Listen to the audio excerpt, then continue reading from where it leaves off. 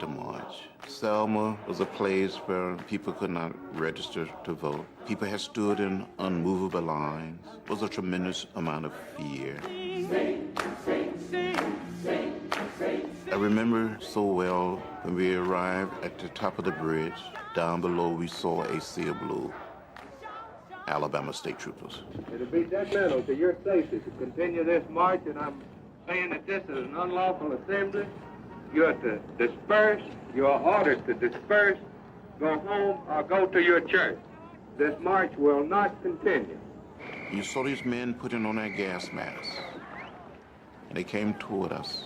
Advance toward the group. See that they disperse.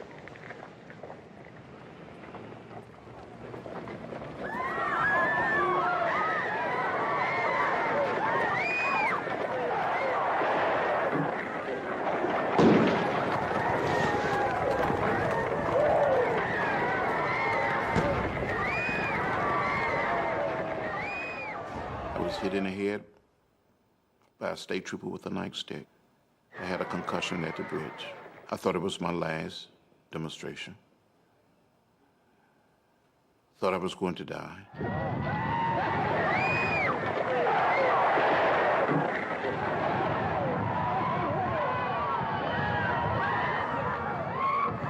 What happens when the law your grandparents fought for no longer protects your political power? What happens when the same South that once used poll taxes, lynch mobs, racial terror, and literacy tests finds new ways to silence Black voices through court rulings, congressional maps, and legal language? As a Black man from Tulsa and as a descendant of survivors of the Tulsa Race Massacre, I don't see these conversations as political abstracts. I hear history echoing. I come from a people whose businesses were burned to the ground in Greenwood, people who saw what happened when Black Americans built economic power, political influence, and independent institutions in this country. I come from a community that understands what it means for progress to be met with backlash. And that is why this moment matters. In the wake of the Supreme Court's recent decision weakening protections under the Voting Rights Act of 1965, former Confederate states are already moving quickly to redraw congressional districts that could weaken Black representation and dilute Black voting power.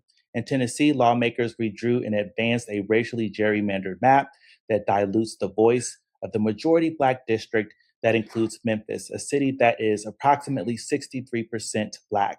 In Louisiana, Governor Jeff Landry suspended Louisiana's active congressional primary elections following the Supreme Court's decision in Louisiana versus Calais.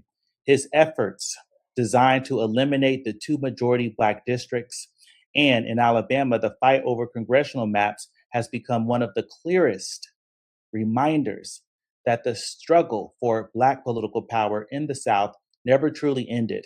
And let's be honest about what this is really about. This is not just about maps. It's about whether Black Americans are allowed to hold meaningful political power in a country our ancestors helped build with unpaid labor, blood, and sacrifice. It's about who gets represented, whose communities receive resources, whose schools get funded, whose voices are protected, and whose political influence is seen as a threat. As Black leaders, faith organizers, activists, and advocates prepare to gather this Saturday in Montgomery for the National Day of Action, all roads lead to the South. Many are warning that this is not simply another political moment, it is a defining one. I'm Nehemiah D, founder and editor-in-chief of the Black Wall Street Times. Today, I'm joined by Black Wall Street Times contributor and commentator Alexandria Baker-Haidara, who is one of the 300,000 plus Black women who has been personally impacted by this anti-Black federal government. National faith leader and advocate CeCe Jones-Davis, political strategist Dreisen Heath, and civil rights attorney Gerald Griggs. Together, we're going to unpack what this Supreme Court decision means legally, politically, culturally, and spiritually. We'll discuss why many advocates believe Congress must pass the John Lewis Voting Rights Advancement Act and H.R. 40, and why so many Black Americans believe the country is once again at a crossroads over democracy, race, and power. because the fight for voting rights did not end in 1965. And if history has taught Black Americans anything, it's that every gain we make in this country is eventually tested. Welcome, everybody. So let's begin with the ruling itself, because many people are hearing headlines about it without fully understanding what changed. Some civil rights advocates have described this ruling as a major step backward for democracy and voting rights. What specifically about this decision raised alarm bells for both of you? Specifically, the concern for me was the reevaluation of Jingles' doctrine, the rule for making out a Section 2 claim, and then the potential ramifications for the Allen case. But when I actually read the opinion, I see that there is still a lane to make a Section 2 claim. It's a much harder lane where you have to show intentional discrimination as the intent of the redistricting.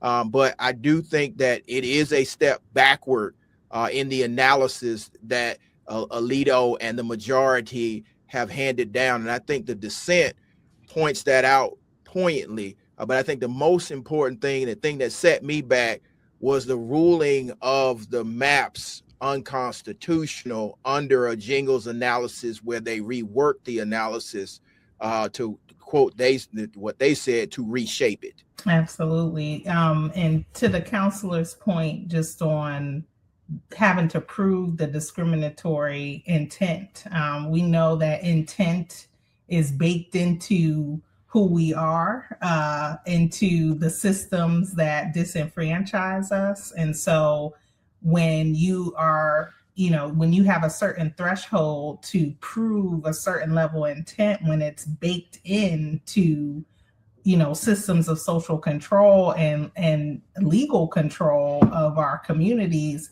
what does that even look like? And will the threshold, ever be able to be crossed in that sense? What does the ruling actually do to the Voting Rights Act of 1965? Well, it makes the standard to prove a Section 2 claim harder, but it does not, in fact, gut Section 2. You can still make a Section 2 claim, but again, the threshold for proof is higher. And so it uses strict scrutiny for a racial analysis to say that it has to, one, fit a compelling government interest, and two, be narrowly tailored to achieve that. And if it doesn't, both compelling government interest is narrowly tailored, then it will be struck down as an improper use of race. And so it's saying that race cannot be used as the predominant factor in determining whether or not a gerrymander is constitutional, which is interesting given that the Supreme Court has now stated that in partisan gerrymandering, it's not a federally judicious, it's not a federal issue that they would go into. So it opens the door for partisan gerrymandering, but it severely limits the use of racial gerrymandering. Understood. So I want to ask you a follow-up question.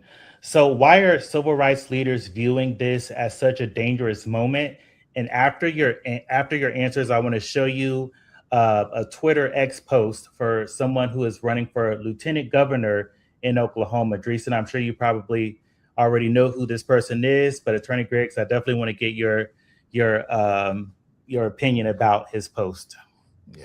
So the reason why civil rights activists and civil rights lawyers are sounding the alarm is because of the use of this case to show that state legislatures, particularly governors, are going to use it to say we cannot racially gerrymander, and so we have to do partisan gerrymandering to disenfranchise large amounts of African Americans throughout the South.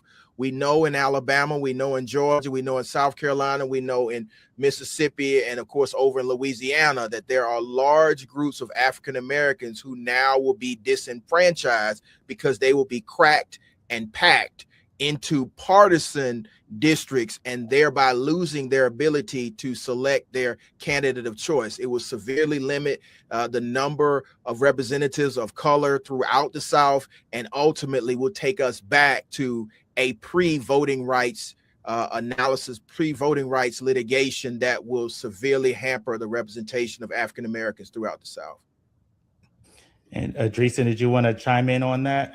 Yeah, I mean, even who the case was brought by, in this case, we're talking about, as a plaintiff, you have the right to seek, your remedy and, put your case forward. And the profile of the person that brought the case is also, somebody that's been attending Stop the Steal rallies, and someone who has, a ideology around stripping votes away from people and not acknowledging the facts of the last presidential election. So that's deeply troubling. But we're also going back to a time of political disenfranchisement in terms of representation in ways like we haven't seen since Reconstruction. And so that this would be the single most devastating attack on Black representation. But it's not just about who is being represented. It's that these people occupy seats on appropriations committees, right? That determine whether your school gets funded, that determines whether the public parks get funded. These folks are on the oversight committee that maybe, determines whether we have accountability for sexual violence and for insider trader in Congress. And so all of these things it's not just about, Black representation. It's also not just about Black people's right to vote, because these have economic consequences. It has cultural consequences. It has other social and other social consequences as well that we just can't afford to be having right now. We are in a complete onslaught against not just our civil rights, but our human rights. Our human rights were of existence before even, our civil rights. And so just acknowledging that, there's a complete, assault on rights altogether, right? The right to vote being connected to the right to health, being connected to the right to freedom of movement, being connected to the right to reparation. And so we got to connect the dots here and know that this isn't just about going to the ballot box only. As soon as, the ruling happened, I text Attorney Griggs right away, and I told him that we were in a crisis, that Black America was in a crisis. But not all Black Americans, agree with how the majority of us are feeling. This is a tweet from T.W. Shannon, who lives in Oklahoma. He is running for lieutenant governor. He's been endorsed by Donald Trump. He tweeted, as soon as the ruling came out, Democrats, the party of the KKK, have kept Black voters in chains by packing them into congressional districts where they have no real choice of who represents them or their interests. Today's Supreme Court ruling has set them free at last. How do is there a way to even reach these types of, Black folks who think along these lines? And why do you think he would say something like that? Well, I think that he's pandering to an audience of one. And so, with all due respect to this gentleman, he's never lived in the South. He lives in Oklahoma, which, there's some arguments some people might make. It might be Southern or not, but it's Midwest. But when you live in this deep South and you understand the history of racial disenfranchisement, the history of gerrymandering, the history of silencing people, ability to exercise their franchise, you understand that this is another step. We're not just talking about racial gerrymandering. We're talking about voter purges. We're talking about all of these list maintenance things that are happening. And then you put that on top of this, and you have the wholesale silencing of a group of people simply from voting. And so with him saying the Democrats, the party of the KKK, let's be real. We are skipping over what happened in the Barry Goldwater election, where the Dixiecrats went into the Republican Party. And so when you're having this kind of real conversation and we're watching who's actually trying to silence African Americans through voter disenfranchisement bills like SB 202 or SB 1 in Texas, and then you look at which states are gerrymandering, the Old South, the Confederacy is gerrymandering, you recognize which party is doing the harm and which party has an intent to disenfranchise Black people instead of producing policies that speak to those individuals. Yeah, all I have to say on this is, this is the same T.W. Shannon that was invited to be a part of a historic congressional hearing honoring the Tulsa Race Massacre survivors and descendants ahead of the centennial in May of 2021. And so if we want to be historical one day and know the facts one day and want to be ahistorical the next, that's a choice that he is making. That is not a choice that we should be putting on other Black Americans. And we should be continue to put the facts in front of folks and not weaponize our positions of perceived power to spread misinformation. Because if you have the honor to stand and sit in the space of Tulsa Race Massacre survivors, how dare you, give this message to a public audience? This is not a platform that should be supported and, run on. You actually spoke there. You testified before Congress on behalf of those of the descendants and, of course, the survivors. And then, of course, those three survivors testified that same day. I was in a chamber with you. I will never forget that day. You did an incredible job. Let's move over to my co-host, Alexandria, who has a follow-up question. Yeah, I just wanted to know, thank you so much for your explanation, sir. Having this mic issue, but just kind of want to know, so there are voters who are saying that this is actually a good thing about the Supreme Court ruling, that this is an opportunity for both the Democratic Party and the Republican Party to fight for Black voters through policy, which is a way for them to try to get more Black voters in their particular party. So I just kind of want to know what your perspective on that. And also, are you seeing also a wave of Democratic governors push for more voting rights laws in their state? Just kind of I know Maryland, I believe, was able to do that. So I just want to know if there was a wave or a push for more state Voting Rights Act laws to be pushed in those states. So. Yeah, there's definitely a push for state level voting rights acts and for those states that already have a voting rights act for litigation to push back, because the last time I checked, the parties wanted to return the power to the states. But now that the party has returned the power to the states are using that ability to disenfranchise Black people. And so from a state that's run by Republicans currently, I don't see a tangible outcome that produces policy for Black people in that party. If what we're going to see is more voter disenfranchisement, voter suppression, and more violence towards African Americans, both in policy and in impact, in Georgia, we haven't seen the benefits of a wholesale change over to one party.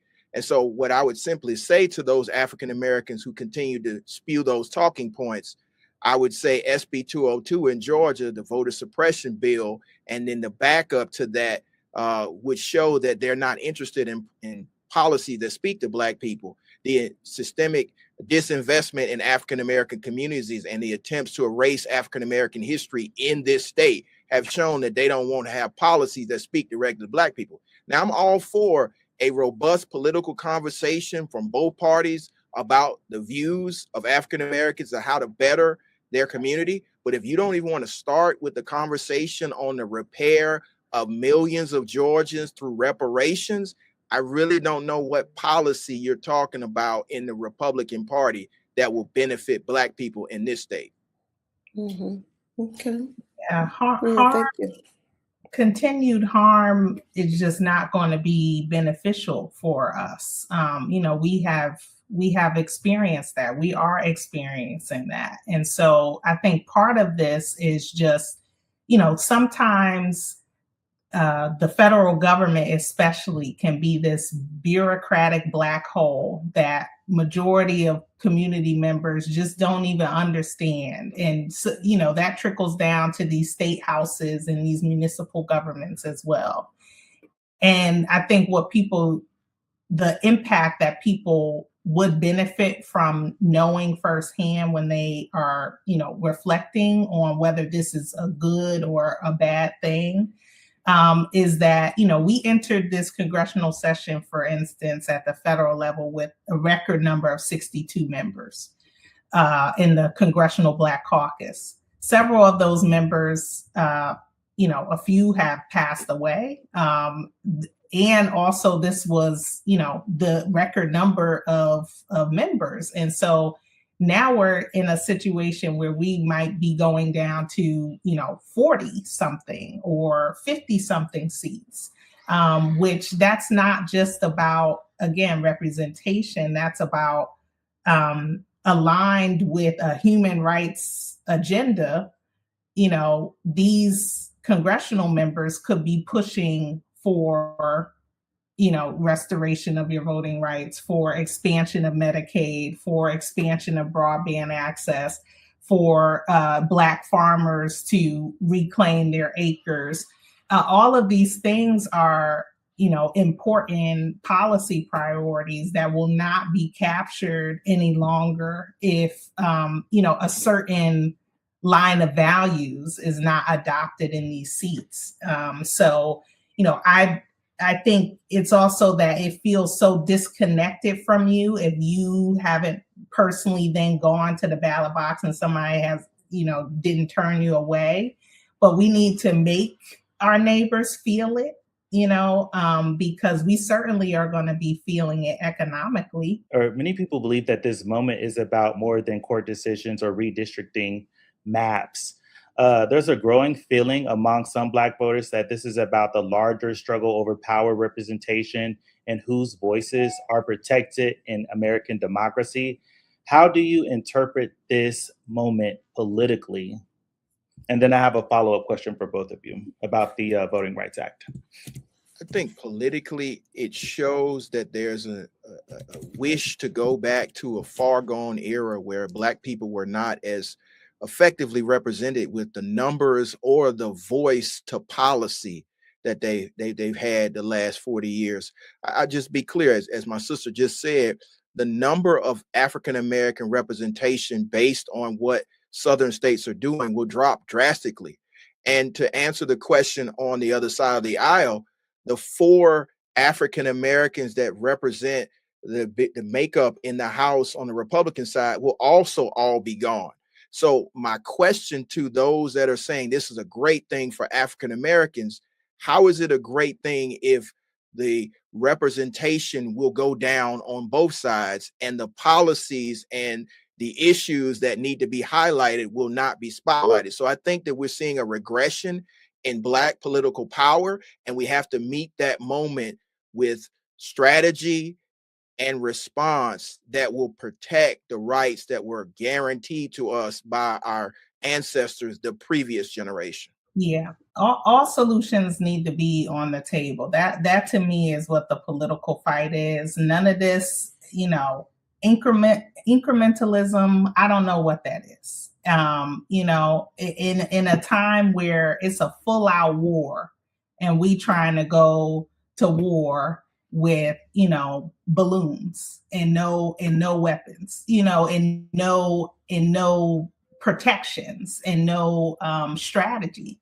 And if we are at this place, it's not even just about the Voting Rights Act. I mean, we're talking about what does the 18-year term limits look like? The court supermajority was engineered to have this vacancy manipulation, which is not a democratic process. And this is the same court that then guts the VRA 3 times. And then why aren't we talking about more court expansion? Folks have been pushing for that for a while. FDR has already set that precedent. You know, this isn't like a constitutional issue. This is a live political action. You know, there is legislation for this as well. And then even ethics enforcement, right? Like this court has operated for over 200 years without a binding ethics code. And we expect them to, you know, respect our rights and our humanity as a part of that. Like Alabama is an example of, you know, that redistricting order allowing, you know, the same court says, yes, this is discriminatory, and then comes back and says, actually proceed with the discrimination. We can't live like this. And so all the solutions have to be on the table, reforms around the Supreme Court, you know, voting rights, reparations, all the essentials. And so if the political battle, especially for the Democrats, is not centering all the solutions and they are only choosing one thing to push, we've already lost the battle. Wow. Yeah. And so that is the follow-up question. Are Democrats doing enough to prioritize voting rights? And specifically, do you believe there is enough pressure being placed on Congress or the CBC to pass the John Lewis Voting Rights Advancement Act?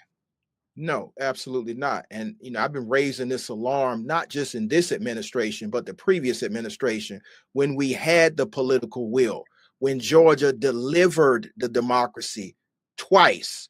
We demanded the passage of the John R. Lewis Voter Rights Advancement Act, and it went on deaf ears. We called for executive orders to protect voting. It went on deaf ears. We marched and protested, and the Democratic Party acted like infrastructure was the most important thing. Now, I understand the need to address the COVID emergency. I fully understand that. But the next thing on the agenda should have been voting rights, because, again, Georgia protected and delivered the democracy, and then we were ignored. So now we're here, and we see the wholesale assault on the most fundamental right that our ancestors fought for, and that's the voting rights. Because, again, without voting rights, you don't have any other rights because you don't have a voice. So, no, there's not enough pressure. This is a watershed moment. You can't sit here and lionize John Lewis and Dr. King and then allow the gutting of the Voting Rights Act. So I think it's time for the CBC to grow a set. I think it's time for the Speaker of the House to stop giving eloquent speeches and do something. I think it's time for our senators in the most deliberate body to do some deliberation and pass some legislation that protects African Americans. And I'm going to say that clearly, that protects African Americans, because without African Americans, there would be no civil rights. We are the ones who bore the brunt of all of the fights to get us to where we are. And to our allies, you always talk about this broad coalition of the willing. Well, it's time for y'all to join the coalition, because we're under direct assault, and our voting rights are the most important thing. So I think the Democrats need to step up and meet this moment, because I know Black people are going to step up and meet this moment. How do reparations conversations tied to HR 40 connect to political representation and voting rights? Absolutely. I mean, you can start where the counselor ended, just around all the options needing to be on the table, right? And so even when we're talking about a population of 4.4 million people that cannot vote due to felony disenfranchisement, that's 1 in 16 Black adults across states that cannot vote, right? That is a part of what reparations would do. That's also part of what it would restore those rights. And also that can be done, you know, separately from a comprehensive reparations package, as has been proposed in other bills, as well as the Breathe Act, right? Reparations does something that the Voting Rights Act just can't do on its own. The Voting Rights Act provides these, you know, key protections, and it was written to prevent new discrimination, but it's not meant to deal with both the historical injustices and the ongoing injustices. And so when Wilmington, North Carolina's community, Black community, is massacred because it has finally gotten political representation and has a record number of state house seats, that is about destroying Black political power and economic power. And that is something reparations seeks to address. When our freedom fighters in the Black power and Black nationalist movement are, incarcerated for decades for fighting for our right to vote and for our right to reparations, getting them out of those carceral systems and providing them the compensation they deserve as a repair is a part of reparations. And even the economic backdrop, right? Every $100 in wealth held by white households, Black households hold $15, right? That's a Federal Reserve number. That's our own federal government producing those numbers. That gap has only widened since the Voting Rights Act. And so if that was enough, then we wouldn't be here right now, right? Just in terms of Black home ownership, transportation routes, and infrastructure dividing Black communities. These are all things that reparations seeks to address, not just through monetary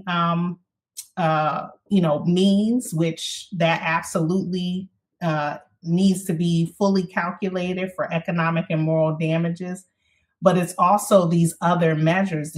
Restitution is a part of reparations. So that means returning your employment status, returning your right to vote, returning your place of residence that was lost because you didn't have access to voting, right? Rehabilitation.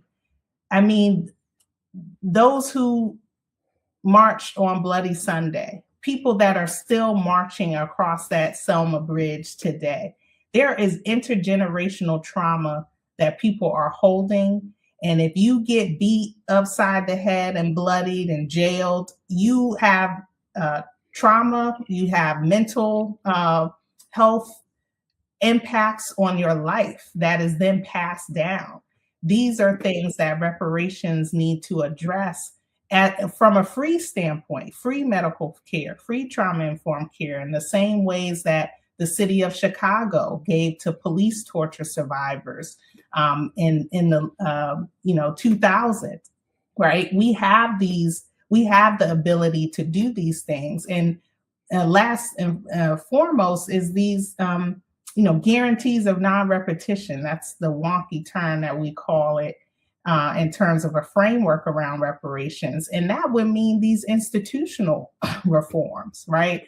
We're talking about Voting Rights Act in all of these John Lewis Voting Rights Act, John Lewis Voting Rights Advancement Act that has continued to die in this. It's had majority House support. It has all the votes it needs right now and co-sponsors currently, but it's died in the Senate. So in terms of institutional reform, what does that look like reparations wise to then, nix the Senate filibuster or have some, concerted institutional reforms around the Senate, right? That's the context of the conversation around reparations. I know culturally we understand it as like, let me get my check, but let's get the check and plus, because the harm has been multifaceted and we need to have a multifaceted remedy to address all the different ails that we are experiencing.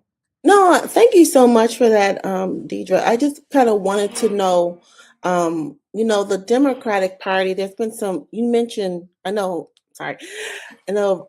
Councilor Griggs, you kind of mentioned that the Democratic Party hasn't done enough to really push the to push the John Lewis Act. So I'm just kind of curious to know, like, I've seen on both sides where I've seen some congresspersons have just kind of dragged their feet on this issue. And as you stated earlier, that this has kind of been like they've they just haven't really pushed this issue really hard. So what can civil society do? What can civil society organizations do to push the Democratic Party to make this a priority? Because they can't win without Black voters, and Hispanic voters as well. But definitely Black voters are have been the bread and butter and how the Democratic Party has won elections. So just kind of curious to know what you're seeing happening as we develop these strategies. Yeah, and thank you for that question. And I think that they have to rethink the electoral calculus in winning.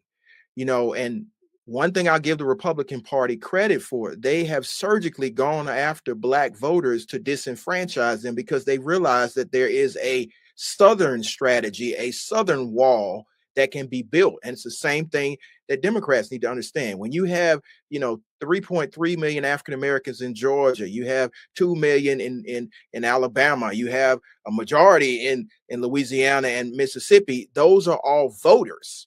And so if you were to galvanize a policy perspective for them, they would show up and vote. But now that they're being systemically disenfranchised, both on the federal level, and now we got to talk about redistricting for state houses, because if they can carve it out on the federal level, they can carve it out for state gerrymandering as well.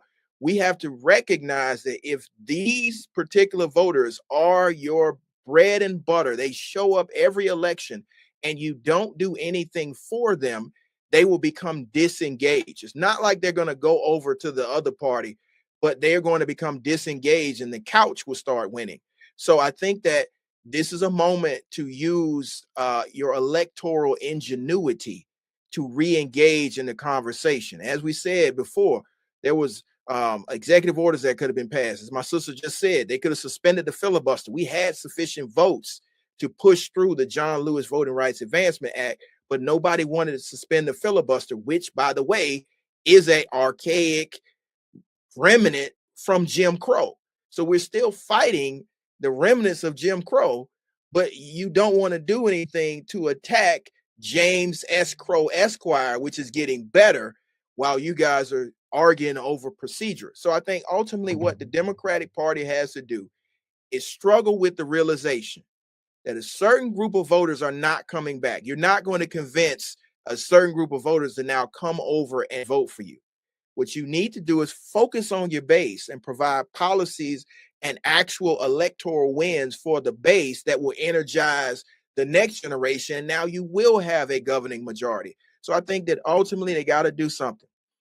They got to reimagine what it means to actually deliver for their constituency and do that. Now, in this moment, yeah, we're going to have to go outside and march. We're going to have to protest, but we also need Democrats to litigate. We need people to show up in court to file lawsuits to stay what's happening on the state level. And that could be the party to come in. It doesn't need to be outside groups. If you're really going to fight for individuals, you need to actually do it and do it on the front lines. Let's move this from legal language to real world consequences. We're already seeing movement around congressional maps and representation across the South. What does that look like on the ground right now? And specifically, which states should people be paying closest attention to? It looks like losing your congressional representatives. It looks like instead of having Lucy McBath and Congressman Johnson and Congressman David Scott, who unfortunately has passed away, and so whoever's going to fill his seat in the 13th congressional district, it looks like losing Sanford Bishop. It looks like potentially losing the seat that John Lewis sat in the 5th district, Nikema Williams. And so I think in real world consequences, it means losing those individuals and then losing policy disputes in the House that should not even be taken up for consideration.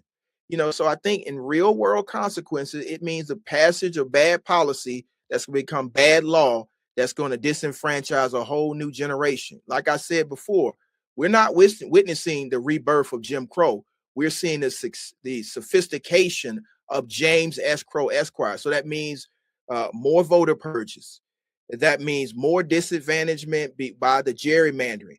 That means sophisticated targeting of voters in real time by taking the election rolls, which happened in Fulton County, and then weaponizing and using the Justice Department to prosecute people. These are the real world consequences of what is happening, and I think people need to take it very serious.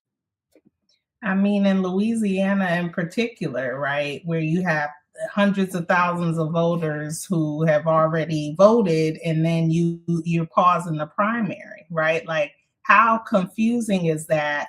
Just for an everyday person, that is, taking off work to go to vote, or arranging their childcare to go to vote. And then you don't even know if you got to vote again. And then you got to rearrange that again. Right. And then as a result of those consequences, that's just getting to vote as a result of what the impact of, these decisions are.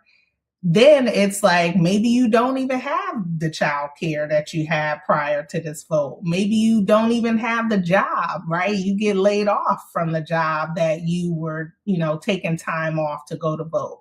And so it's very real. When also you redraw these districts, you redraw, when the census comes, which is going to be a whole other battle, right? Of our Black people are already, not counted in our full capacity, in our full population across the country. Those kinds of, the American Community Survey, which also helps with, just determining what kind of funding gets to your district. When you redraw those lines, that might mean the grocery store that you used to go to is no longer in your district lines. And so then, federal government, state government, plus corporations is now deciding whether or not you have access to healthy, nutritious food, or whether you have a Dollar General, right? That's, the story of Oklahoma. That's the story of so many other states. And so this is everything from your basic, how do you feed yourself, to your job, to your health care, to your child care. And people are going to feel this instantly. It's also about whether we're in a war or not, right? We just had a vote today on the Senate, about whether to continue this war. Who is it? John Fetterman, who is the deciding vote. And we are still in this war, and this war is disproportionately impacting Black folks. So not only do we have a political erasure happening, all of our economic gains that we got from the VRA that has been struck down now 2 other times and reversed is now compounded by this useless war. So folks need to just, internalize that this isn't, far away from you. You are feeling this now, whether you are confronting that or not. My rapid fire question is just kind of wanting to know, is this moment ultimately about race, power, or both? And then another question for you, Dreisen, is also you have an international background with Human Rights Watch. Is there a possibility for us to try to get election observers from other countries to try to observe our elections, to pour the spotlight on our failing democracy? That works. I know that works internationally with other countries, but we're seeing it happening here in the U.S. So just kind of want to get your take on that. Absolutely. We do. We need reinforcements everywhere. And it also requires some level of cooperation by the U.S. And as you've seen, even with the last vote brought by the Ghanaian president in the UN declaring the racialized chattel enslavement of African people, the gravest crime against humanity, and the U.S.'s outright rejection of that in this administration. But that's also a longstanding position that the U.S. has had at the international level, to reject any type of accountability around that. As you can see, just with that example, and now, even before this, with retreating from the treaties and international bodies, they are not going to cooperate with that. And so that is going to be difficult to implement. That doesn't mean that we can't have our own quasi, community infrastructure to make sure, and that's exactly how we've been navigating it now, right? With the ICE raids, with these fallouts from this Supreme Court decisions. Like, we are mobilizing and creating our own infrastructure to hold them accountable. But I don't see the U.S. taking that accountability on to strengthen any type of electoral integrity, especially because they want to strip this away. This is all in service of the U.S. becoming majority minority, right? We are on the cusp of that. We are already, Black folks are already the global majority. But in the U.S., this is what's driving the fear, right? This is what has the author of Project 2025 studying American chattel slavery and studying how Black power was assumed so that he can be a lead and guide others on how to dismantle it, which is why all solutions need to be on the table. A reparations agenda has to lead us forward. No more, this is a taboo word. Oh, I don't want to say that. Oh, what does that mean? Ask about it. There's a lot of resources. We have multiple reparations bills live across the country, including at the federal level. I wrote, thanks to the Black Wall Street Times for publishing my piece around this issue and around including reparations as a part of our vision forward, in our livelihood forward. But it's not just even about HR 40, right? It's about the fact that we have the GI Restoration Act is live that would restore reparations and health care for GI veterans that were excluded. It's about the Tulsa survivors and potentially getting $20 million payment to our last living survivor. It's about a full-scale truth and healing process, right, that we have not undergone because we reject this kind of transformation, because we have bought so deeply into racial capitalism, and that rules our world, and that rules these decisions that are coming down from the Supreme Court. We are locked into a destiny that, most people don't want, but we have to work our way out of by staying committed to not just our current circumstances, but how do we live beyond this moment? Attorney Griggs, is this moment ultimately about race, power, or both? I think it's about both. I think it's also about history. I think this is the moment that our generation recognizes that we have to join that great cadre of witnesses that fought back. And so when everybody sees it's dark, we have to recognize that the darkness comes right before the light. And so I think that we have one of the most ingenuitive generations that has yet to wake up and realize that we are in a fight. This is a fight for our very survival. And so I agree with my sister. It's time for us to not be afraid to use the R word. There needs to be repair, straight up and simple. And I'll give people the roadmap. We are a democracy, but we also have to remember that there are levels to this game and there's levels to the democracy.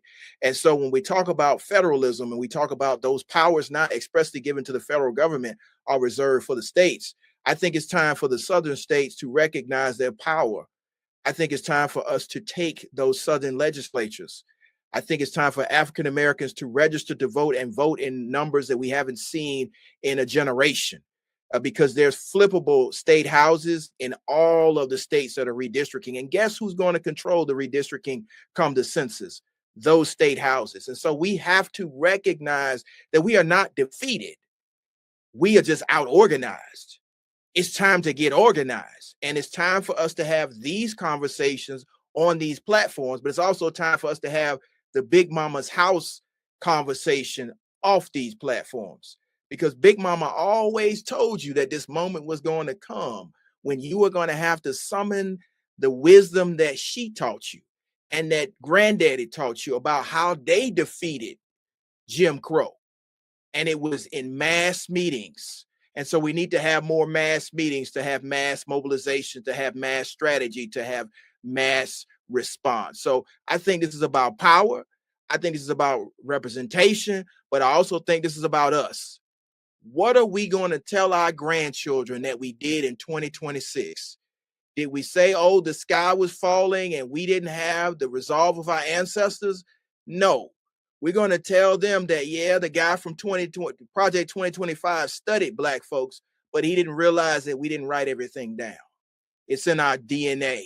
It's in how our grandparents and our parents raised us. And you about to see that you've woken up the giant. My goodness. Thank you for joining us and preaching to us today. Civil rights attorney from Georgia, Attorney Gerald Griggs, everyone. And one of the foremost writers and strategists behind HR 40, Dreisen Heath. Thank you so much for joining us. Thank you. Appreciate y'all. Thank you for having me. What gives you hope What gives you hope right now? Well, first of all, thank you, Nehemiah. You are always on the wall, standing up for what we believe in. So thank you. What gives me hope right now? Black people. Black people give me hope right now. Community gives me hope right now. And to be honest with you, that's about it. Faith gives me hope, of course. We grieve right now, but we don't grieve without hope. And so we are going with what our people have taught us. We are remembering our history.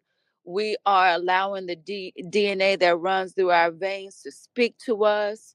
We are huddling. We are communicating with one another. We are praying together, and we're strategizing. And this isn't new. One of the things that gives me a lot of comfort is that while I might not have been having this conversation for very long, or you and others might not, we have had elders who have still been in the work for a very, very long time. And so, it gives me a lot of comfort to know that we have experts in our midst. We have folks who have institutional knowledge and institutional history that can share with us and lead us and guide us into this next phase of struggle that we're in. And so, obviously we have God, and we believe that we have God on our side, but we also have a great cloud of witnesses who I believe are cheering us on. And I believe we also have those people that are still in our midst, in the present, in the physical, who have been in the struggle and haven't let up, whether you've heard their names, whether you've read their books yet or not. And these are the folks who are also helping us know where we are, landscape this thing. So and I definitely want to jump to Alex. Can you quickly tell us what's going on Saturday? I don't know if you're already on the ground in the South. Can you just give us a kind of a itinerary of what's happening in Alabama? I've seen TikTok videos. I've seen social media where there are a lot of folks, probably thousands of Black folks that are traveling to Alabama from across the country. What is going on in Alabama? Yep. All roads lead to the South. That is what's going on in Alabama. The fight for voting rights, came to a head in Alabama, in Montgomery, in Selma, where there was Bloody Sunday, where, yes, folks almost came within inches of losing their lives for the right to vote, for civil rights. And so Saturday, May the 16th, all roads lead to the South. We are gathering. When I say we, I'm talking about everybody, and everybody includes anybody that might be listening to us. There's an open invitation to everybody to come on down to Montgomery, to come on down to Selma. In Selma, we're going to be gathering at 9:00 at Tabernacle Baptist Church, which is very close to the Pettus Bridge. We will have a short service, and then we will walk in silence across that bridge.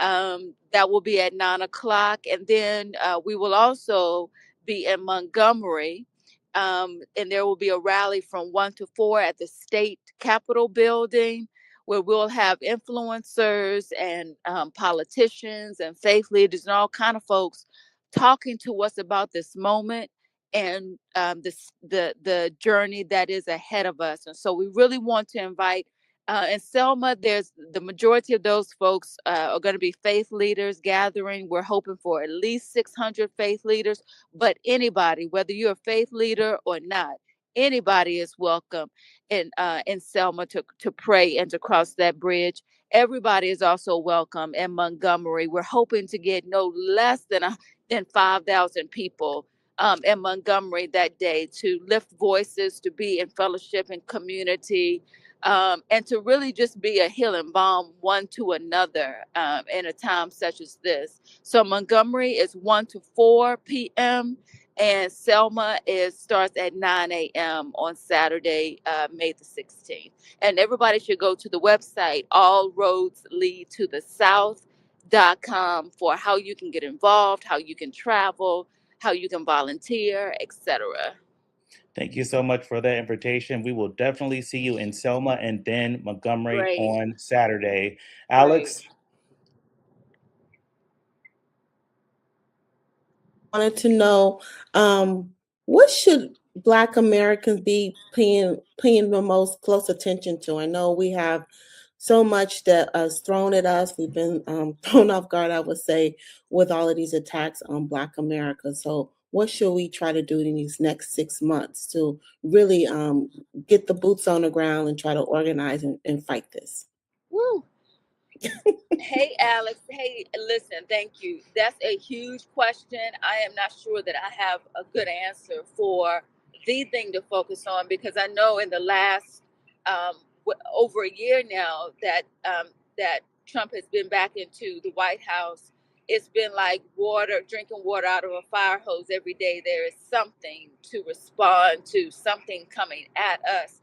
And so it's really difficult to say what we need, what one thing we need to be focused on.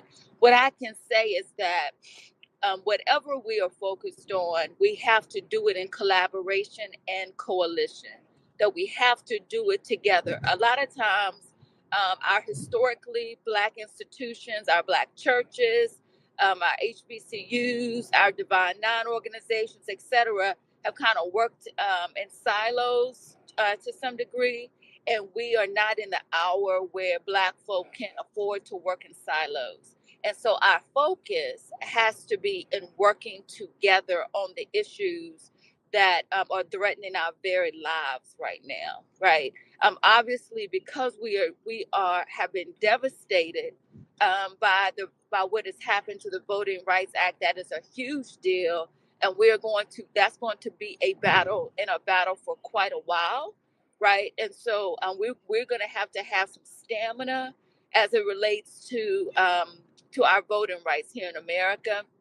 So that's going to take some time, but whatever we do, we're going to have to do it together. And I think that togetherness, that coalition building, that letting go of ego and who has to be this and who has to be that, has to be at the top of our agenda in order to get anything that's worthwhile done. Yeah, especially letting go of the ego part. Yeah, and that's hard, right? Because the ego is a natural part of human existence. However, if we want to go far, we got to go together. And so we're really going to have to learn coalition building and collaboration on another level. Are you seeing a rise in the number of coalition building at the church level and with synagogues and mosques and like other? Are you seeing like this inter-religious movement to try to combat these attacks at the ballot box? Yeah, you know what I do see quite a bit of multi-faith organization and coalition building around anti-authoritarianism, right? Mm-hmm. And the defeat of authoritarianism and pro-democracy work. We will see how those multi-racial and multi-religious organizations come together and work as it relates to voting here very, very soon, as we are headed toward midterms. But I can say that there has been a lot of I know I've been doing with folk over the last year to promote democracy in this country. So, that gives me some enthusiasm and optimism as well, because, sometimes we feel like it's only us by ourselves. I'm coming from a meeting in Philly just now. That's why I'm driving. And I look around that room and it is very diverse. There are lots of people who care about what's happening in this country. And sometimes we need to see that, to know that, yeah, that's right. Other people do care, and other people do have an understanding of what's happening, and other folks are in the fight with us. And so for those listening, I do want to say that we should be encouraged to know that, we have a tendency sometimes to work in our silos, and sometimes those silos are necessary for security, right? But we should know that we do have allies, and that there are people who understand that their liberation is connected to Black folks in this country. And so if they want to be free, they better work their butts off to make sure Black folks get free in this country. And so we do have communities. We do have religious and multi-faith and multi-racial folk groups that are working really, really hard to fight for democracy. Reverend CeCe Jones-Davis, thank you so much for joining us. Yeah. Thank you, Nehemiah, and thank you all for all that you do for Black people and lifting up our voices, lifting up our issues, and making sure that we have excellent representation in media space. Thank you all so much. Thank you. Okay, the fight for voting rights has never just been about ballots. It has been about power. Who has it, who keeps it, and who gets locked out of it? What happens next will not be decided only in courtrooms or legislators. It will also be decided by what communities are willing to do to organize for, demand, and defend their rights. Thank you all again for all of our guests who was able to join us in this important conversation.